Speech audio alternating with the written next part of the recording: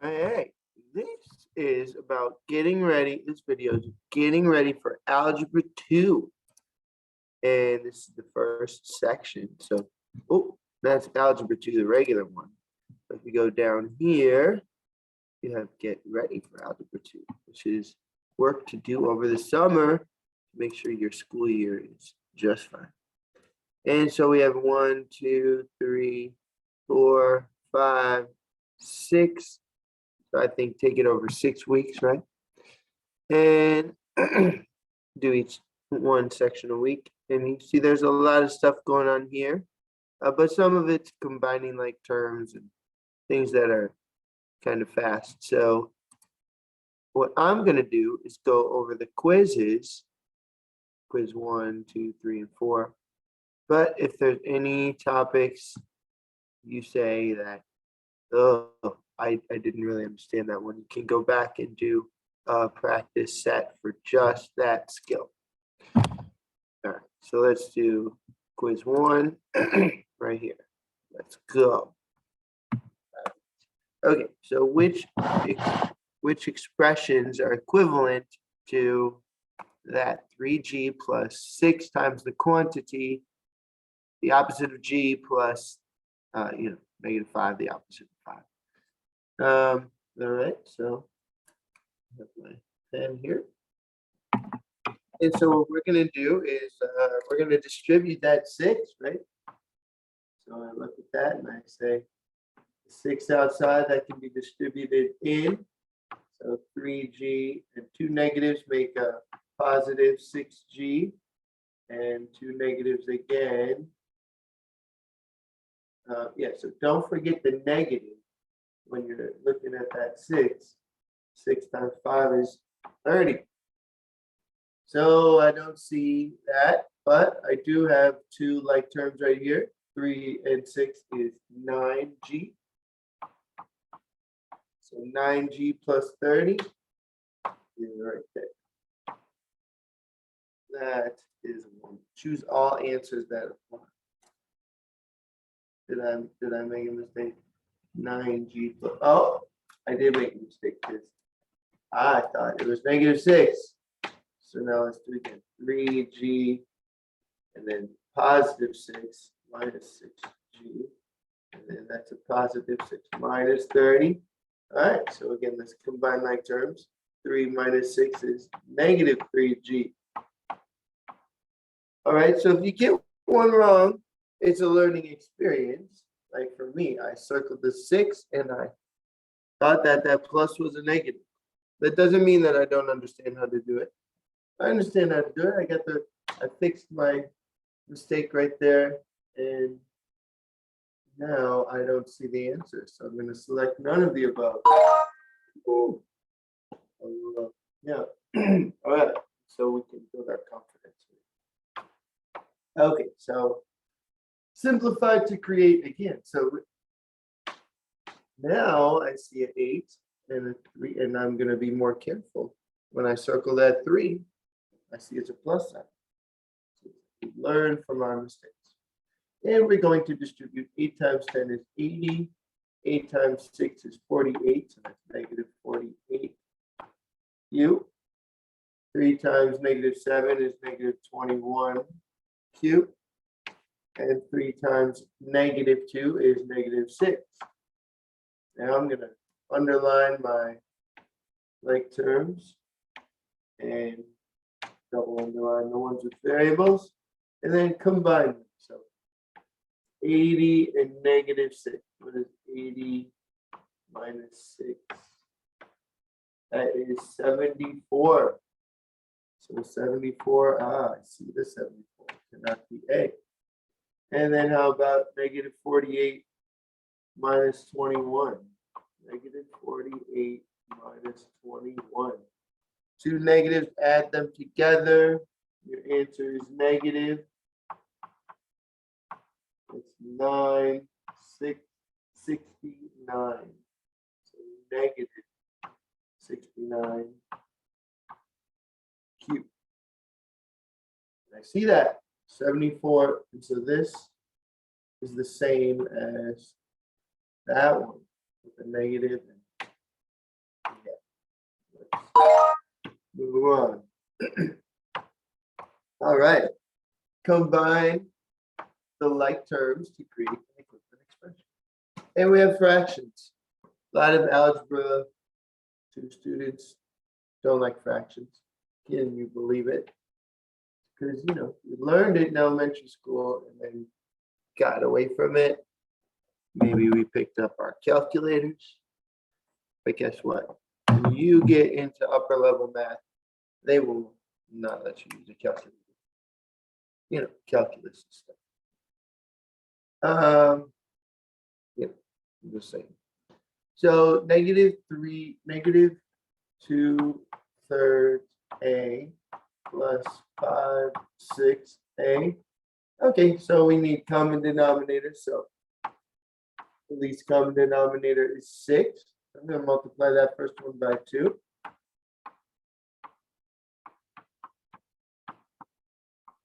And -4 plus 5 is 1. So I got 1/6a. And then this guy does not combine, but we can just write it, bring it down. So it's 1/6a minus 1/6. 1/6a minus 1/6.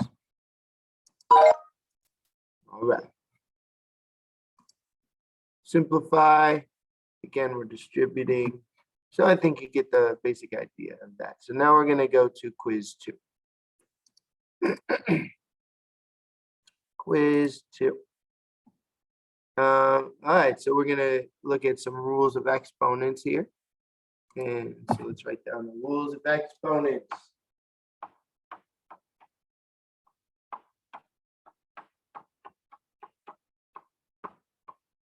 These make things make sense. In algebra, some things seem magical. They're not magical. They're just using the rules of exponents, probably. All right, so the first one is called the product rule. The next one is called the quotient rule. And the last one, I believe, is a power to a power rule. And so with this one, it's a add, subtract, multiply.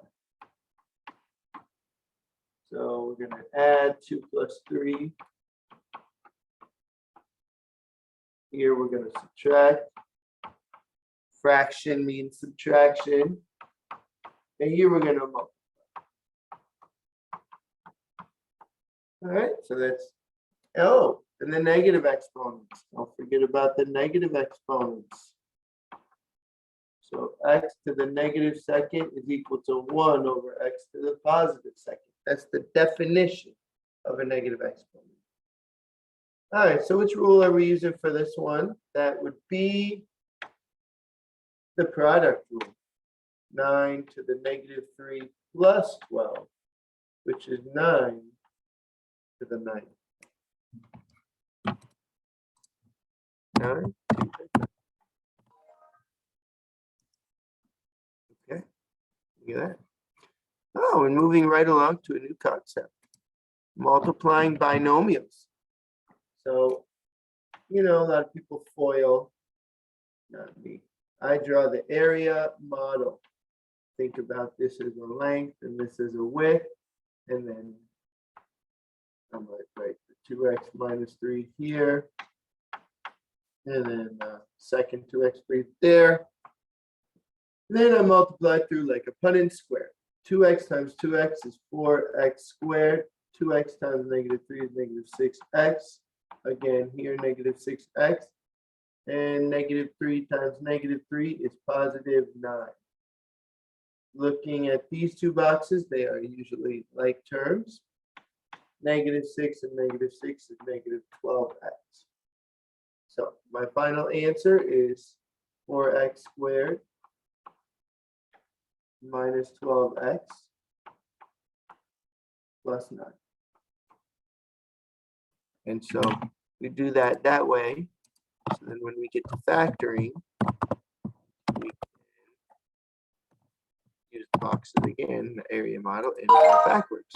All right, so we're not gonna do that one. You can do that one on your own.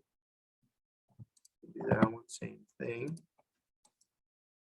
Oh, fraction means subtraction. 6 minus 8 is -2. So there's quiz 2 for you.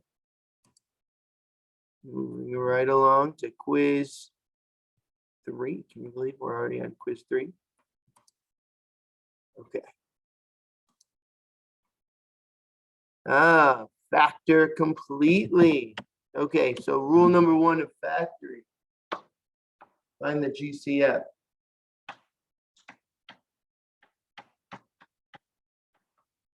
Look for a GCF. And then number 2,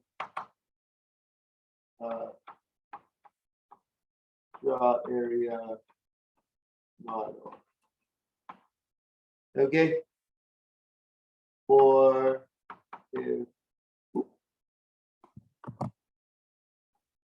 if A is not equal to 1, we're going to slide factor divide.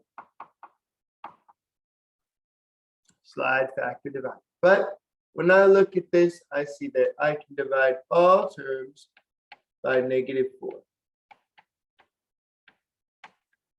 A lot of times, the GCF is going to be the A value itself, or a factor of it. So now we're going to write -4 there, and I'm dividing everything. And then this is going to be a +7, and is that 12? And now, number 2 says draw the area model. That's what we're going to do. So we're going to put the x squared on the inside and the 12 on the outside. And we are going to factor x and x. And then these 2 boxes add up to 7x. So what numbers multiply to 12 and add to 7? Let me pause this real quick.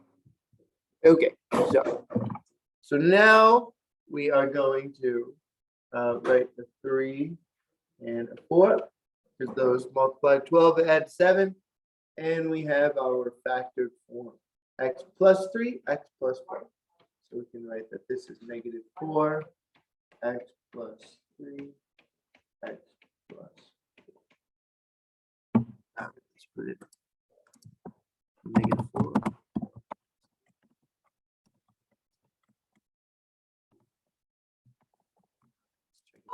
Boom, got it.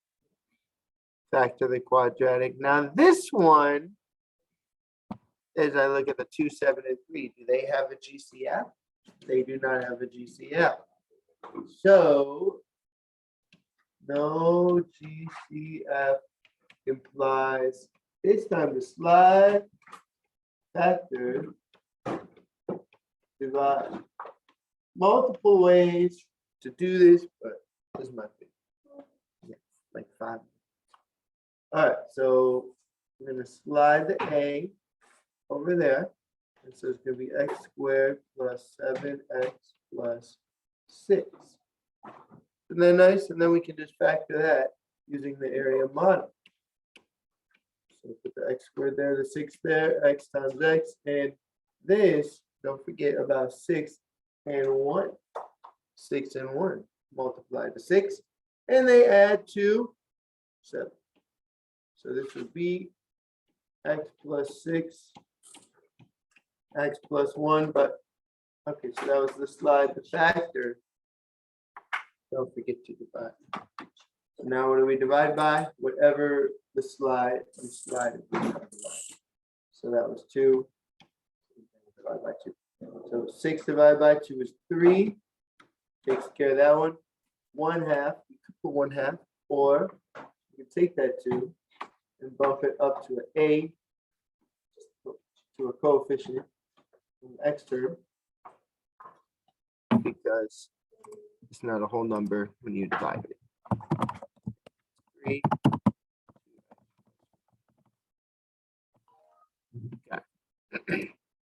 Okay, this one has a coefficient, GCF. Can do that.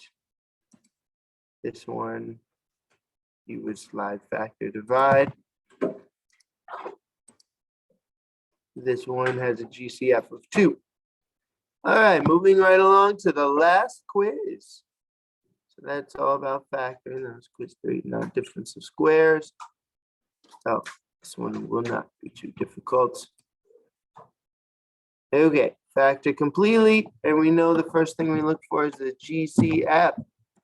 And I think that it is 3 or -3. We can divide that. So what is 108 divided by 3? 3, 9, 1, 8, 6, 36. So if I put the 3 out front, then that becomes 36 minus x squared. So that brings me to my next point, the difference of squares. X squared minus 25 is a binomial with no x term. And why is there no x term? Because it cancels out. So this would be x minus 5, x plus 5. Now, if we do the multiplication, you'll find the x terms will cancel out there. So what do you think this one is? 36 minus x squared. Well, we take the square root of 36, 6. So 6 minus x and 6 plus x. Backwards, but that's okay. And then the 3 out front for the initial GCF. 3, 6 minus x, 6 plus x. 9, you did it. Okay. All right, so this one has a GCF of 3, I believe. So let's divide everything by 3. So then 48 divided by 3 is, what is 48? The 18? Oh, I better do that over here. 1, 3, 1. Oh, it's 16. Okay. So that's 16. Minus 8x plus x squared with the GCF out front. And then, why do they keep giving us these backwards trinomials? I am going to write this one in the forward direction. And now you see this is actually what's called a perfect square trinomial. How do we know it's a perfect square trinomial? Because 16, is that a perfect square? Yeah. What's it the perfect square? 4, right here. So then we're going to say x minus 4 squared. But if you didn't know that, you could just do the area model and figure it out. But see, I knew that. So that's called a perfect square trinomial. If your C term is a perfect square, and then the B term is double that number. So 4 plus 4 is 8, and we see that is the B term. All right. 49. So we have two, the perfect square trinomials, which we just did, and the first one was the difference of squares. And this one, again, I see a different sign. But not only that, 49 is a perfect square, that's 7 squared, and 9 is a perfect square, that's 3 squared. So this one is going to be 7x plus 3, 7x minus 3. That's all there is to it. Once you recognize those real easy, then you won't have to do the area model. Save yourself some time, and they pop up all over the place. Okay, now this one. This one is a perfect square trinomial 2. I'm seeing a perfect square there, perfect square here, and a negative in the middle, so it must be a minus. So I'm going to say 5x minus 3 squared, and then, you know, you do the area model to check it. But hey, I got it. Difference of squares right here, but of course 147 is not a perfect square. I know that. But I know rule number 1 of factoring is to find the GCF. So I'm going to find the GCF. It's got to be 3, because that's the biggest number I could divide the first term by. So what's 147 divided by 3? It's going to be 4, 12, 2, bring down 7, 9, 49. Look at that, perfect square. So let's write 3x squared minus 49. And what would that be? But x minus 7, x plus 7, seeing as 49 is 7 squared. All right. Getting ready for algebra 2.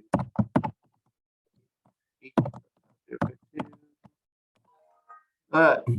So that's the first section. All right, now go try all of those quizzes yourself.